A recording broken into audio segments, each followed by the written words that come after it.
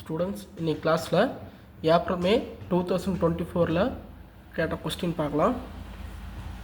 Unit 3ல் settlement கண்டுபிடிக்கிறது, ஒரு ஃபவுண்டேஷனில் settlement கண்டுபிடிக்கிறது பார்க்க போகிறோம். பாருங்கள், calculate the average settlement of a clay layer for a site having a top layer of fine sand. அந்த சாயில் கண்டிஷன் பார்த்திங்கன்னா டாப் லேயரில் ஃபைன் சாண்ட் இருக்குது.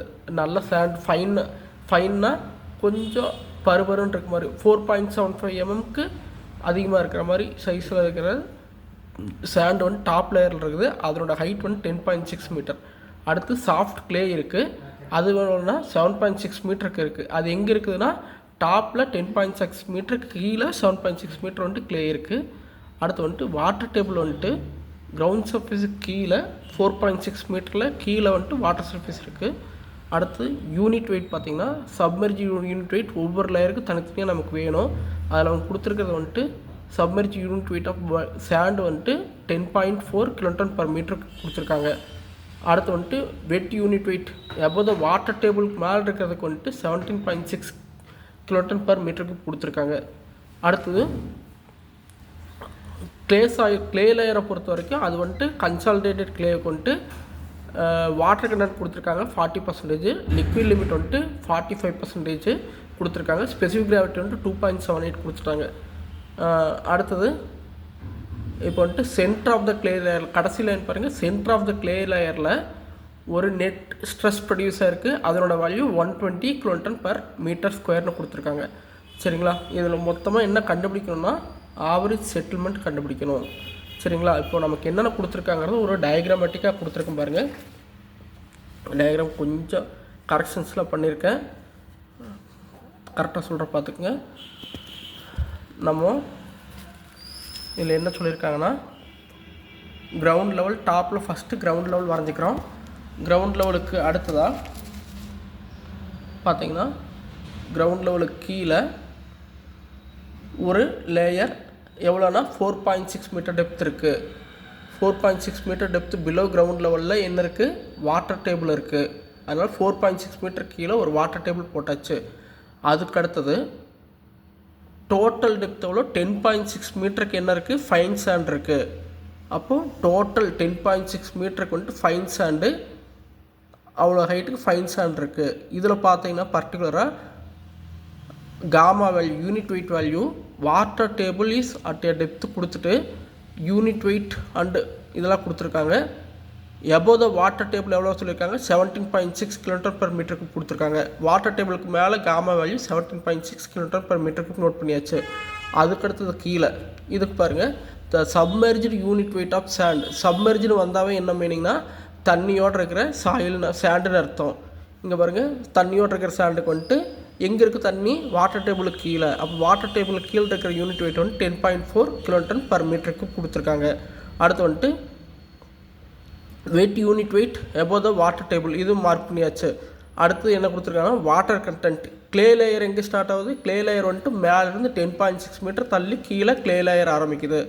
இது எவ்வளோ ஹைட்டுக்கு இருக்குது, 7.6 மீட்டருக்கு கிளே லேயர் இருக்குது. இது வந்துட்டு இங்கே கொடுத்துருக்காங்க. கிளே லேயர் வந்துட்டு 7.6 மீட்டருக்கு கொடுத்துருக்காங்க. சரிங்களா, அதை போட்டுட்டு அதனோட ப்ராப்பர்ட்டி பார்த்திங்கன்னா வாட்டர் கண்டென்ட் வந்துட்டு 40%, W value 40%. Next one liquid limit 45%, liquid limit LL வந்துட்டு 45%, ஸ்பெசிஃபிக் கிராவிட்டி 2.78, ஜி வேல்யூ 2.78. சரிங்களா, இதில் பர்டிகுலராக சென்டர் ஆஃப் த கிளே லேயரில் ஸ்ட்ரெஸ் கொடுத்துருக்காங்க. சென்டர் ஆஃப் த கிளே லேயர்னு எவ்வளோ டெப்த்னா மொத்தம் கிளே லேயர் ஹைட் வந்துட்டு 7.6 மீட்டர், அதில் பாதி வந்துட்டு 3.8 மீட்டர். சரிங்களா, இதெல்லாம் புரிஞ்சு அவங்களுக்கு ஒவ்வொன்றும் இண்டிவிஜுவலாக சொல்லியிருக்கேன். இது இல்லாமல் அடிஷ்னல் பார்த்தீங்கன்னா ப்ராப்ளம் போகலாம். இதில் கிவன் டேட்டா பார்த்துக்குங்க. கிவன் டேட்டா சொன்னதெல்லாம் அப்படியே எழுதியிருக்கேன். கொஸ்டின் பேப்பரில் என்ன இருந்துச்சோ அதை தான் அப்படியே எழுதியிருக்கேன். இப்போ டு ஃபைண்ட் என்ன, ஆவரேஜ் செட்டில்மெண்ட் கண்டுபிடிக்கணும். ஆவரேஜ் செட்டில்மெண்ட் சொல்யூஷன் பாருங்கள், ஃபார்முலா C/C இன்ட்டு ஹைட். ஹைட்னா எந்த இடத்துல வந்துட்டு நம்ம செட்டில்மெண்ட்டு தேவைப்படுதோ அதான் ஹைட் வேல்யூ டிவைட் பை 1 + ஈங்கிறது வந்துட்டு வாய்ட் ரேஷியோ. வாய்ட் ரேஷியோக்கு ஃபார்முலா பார்த்திங்கன்னா W இன்ட்டு ஜிஎஸ். டபிள்யூங்கிறது வாட்டர் கண்டென்ட். எவ்வளோ கொடுத்துருக்காங்க சம்மில்? வாட்டர் கண்டென்ட் வந்துட்டு 40% கொடுத்துருக்காங்க, 0.4. அது போட்டுக்கிறோம். Into GS specific gravity 2.78. சரிங்களா? இது போட்டோம்னா வாய்ட் ரேஷியோ கிடச்சிருது. சிசி வேல்யூ கம்ப்ரஷன் இன்டெக்ஸ் வந்துட்டு ஃபார்முலா 0.009 இன்ட்டு LL-10. இது முன்னாடியே கிளாஸில் சொல்லியிருப்பேன். இது வந்துட்டு டெர்சாகியோட கம்ப்ரஷன் இன்டெக்ஸ் ஃபார்முலா. நிறையா ஸ்கெம்டன் ஒருத்தர் கொடுத்துருக்காரு, எல்லாம் கொடுத்துருக்காங்க. இருந்தாலும் காமனாக வந்துட்டு டெர்சாகியோட கம்ப்ரஷன் இன்டெக்ஸ் ஃபார்முலா தான் யூஸ் பண்ணுவோம். அதனால் இதை அடாப்ட் பண்ணியிருக்கோம். இதில் LLங்கிறது லிக்விட் லிமிட். லிக்விட் லிமிட் எவ்வளோ கொடுத்துருக்காங்க? கொஸ்டினில் வந்துட்டு லிக்விட் லிமிட் வேல்யூ வந்துட்டு 45%. சரியா? LL வந்துட்டு 45. LLங்கிற இடத்துல நம்ம வந்துட்டு 45 சப்ஸ்டிட் பண்ணிட்டோம். -10 ஃபார்முலாலே இருக்குது. சிம்பிளிஃபை பண்ணிங்கன்னா 0.315 கிடைக்கும். இது வந்துட்டு சிசி வேல்யூ. இப்போ நமக்கு இந்த ஃபார்முலாவில் சிசி இருக்குது, ஹச் கண்டுபிடிச்சாச்சு. ஹச்சுங்கிறது என்ன? Height of the layer. எங்கே ஸ்ட்ரெஸ் கண்டுபிடிக்கணுமோ அந்த ஹைட். அது வந்துட்டு பின்னாடி நான் சொல்கிறேன். E0 வாய்ட் ரேஷியோ கண்டுபிடிச்சாச்சு. log 10 into sigma dash. இதுதான் வந்துட்டு முக்கியமானது. இதை கண்டுபிடிக்கிறது தான் கொஞ்சம் கரெக்டாக போடணும். இதுக்கு இங்கே டீட்டெயிலாக உங்களுக்கு கொடுத்துருக்கேன் பாருங்கள். ஜென்ரல் ஃபார்முலானா சிக்மாங்கிறது வந்துட்டு ஸ்ட்ரெஸ் கண்டுபிடிக்கிறது, இல்லைனா ப்ரெஷர் கண்டுபிடிக்கிறது, ரெண்டும் ஒன்று தான். இப்போ வந்துட்டு ப்ரெஷருக்கு ஃபார்முலா ஒன்றுனா யூனிட் வெயிட் இன்ட்டு ஹைட், இல்லைனா இசட், இல்லைனா டெப்த். இசட்டுங்கிறது டெப்த் இல்லைனா ஹைட் ரெண்டுமே இருக்குது. சரிங்களா? காமாங்கிறது யூனிட் வெயிட். இதுதான் ஜென்ரல் ஃபார்முலா. இந்த இடத்துல இந்த சம்க்கு வந்துட்டு நான் இதை 3ஆக பிரித்து எழுதியிருக்கேன். ஏன் 3ஆக பிரித்து எழுதியிருக்கேன்னா, இப்போ இந்த டயக்ராம் பாருங்கள், அப்போ தான் உங்களுக்கு புரியும். டயக்ராமில் எத்தனை யூனிட் வெயிட் இருக்குன்னு பார்த்தீங்கன்னா, நல்லா கவனிங்க.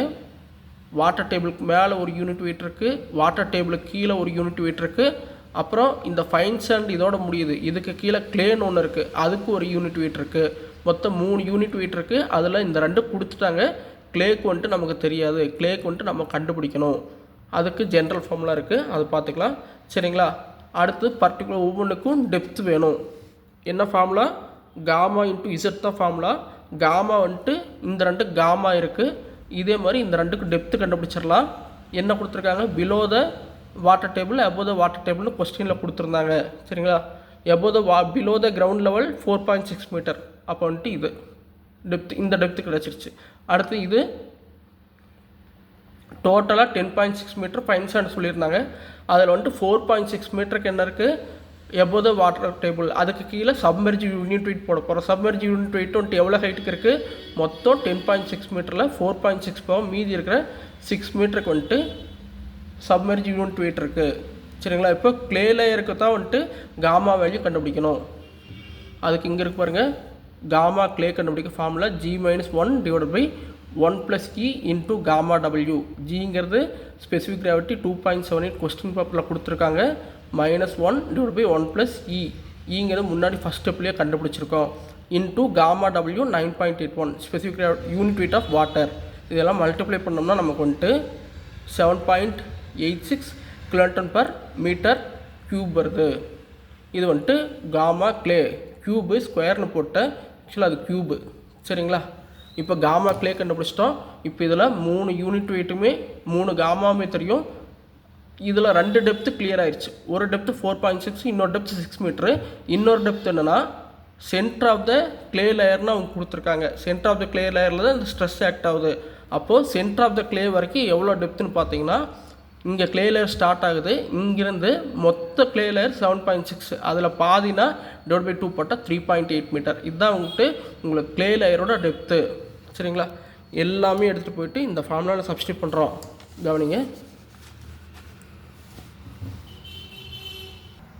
இப்போது ஃபஸ்ட்டு வாட்டர் டேபிள் இருக்குது. வாட்டர் டேபிளுக்கு மேலே இருக்கிற 2 போட்டுடலாம். மேலே இருக்கிறது என்னென்ன இருக்குது? 17.6 காமாவும் அதனோட ஹைட் 4.6 இருக்குது. இங்கே போட்டாச்சு. நெக்ஸ்ட் ஒன் என்ன இருக்குது? ரெண்டாவது 10.4 இருக்குது. அதுக்கு ஹைட் வந்துட்டு 6 மீட்டர். அது எழுதியாச்சு. 10.4 × 6. நெக்ஸ்ட் ஒன் மூணாவது க்ளேக்கு வந்துட்டு யூனிட் வெயிட் எவ்வளோ கண்டுபிடிச்சிருக்கோம்? 7.86 கண்டுபிடிச்சிருக்கோம். அதோட எதை மல்டிப்ளை பண்ணோம்? க்ளே லேயரோட டெப்த்து வந்துட்டு 3.8 மீட்டர் மல்டிப்ளை பண்ணுறோம். புரிஞ்சுங்களா? இந்த 3ஐயும் எழுதிட்டு சால்வ் பண்ணி பாருங்கள். 173.22 kN/m² வருது. சரிங்களா? இது வந்துட்டு சிக்மா நாட் வேல்யூ. இந்த ஃபார்முலா அப்படி பார்த்தீங்கன்னா இந்த ஃபார்முலாவில் சிக்மா நாட் கண்டுபிடிச்சாச்சு. இதுக்கு பேர் வந்துட்டு எஃபெக்டிவ் ஓவர் பர்டன் ப்ரெஷர்னு சொல்லுவாங்க. அந்த வேல்யூ கண்டுபிடிச்சாச்சு. அதுக்கு ஃபார்முலா ஜென்ரல் ஃபார்முலா சொல்லியிருக்கு, காமா இன்டூ இசட்டு. அதில் சம்மில் வந்துட்டு எத்தனை லேயராக பெரியுதோ அத்தனை லேயருக்கு தனித்தனியாக ஹைட் வேணும், தனித்தனியாக யூனிட் வெயிட் வேணும். யூனிட் வெயிட் இல்லைன்னா யூனிட் வெயிட் கண்டுபிடிச்சிக்கணும், இ வேல்யூ கண்டுபிடிக்கணும், சிசி வேல்யூ கண்டுபிடிக்கணும். எல்லாருக்குமே ஃபார்முலா தான் முக்கியம். ஃபார்முலா மட்டும் தெரிஞ்சுன்னா கண்டிப்பாக இந்த மாதிரி சம்ஸில் ஈஸியாக சால்வ் பண்ணிடலாம். சரிங்களா? இப்போ அடுத்தது சிக்மா டேஸ் அப்படிங்கிறதுனா நெட் ஸ்ட்ரெஸ் வந்துட்டு கொஸ்டின் பேப்பர்லேயே 120 kN/m² கொடுத்துருந்தாங்க. சரிங்களா? அதை எடுத்துகிட்டு போயிட்டு இங்கே சப்ஸ்டியூட் பண்ணிக்கிறோம். நீங்கள் பாருங்கள், ரெண்டு கம்பேர் பண்ணி பாருங்கள்.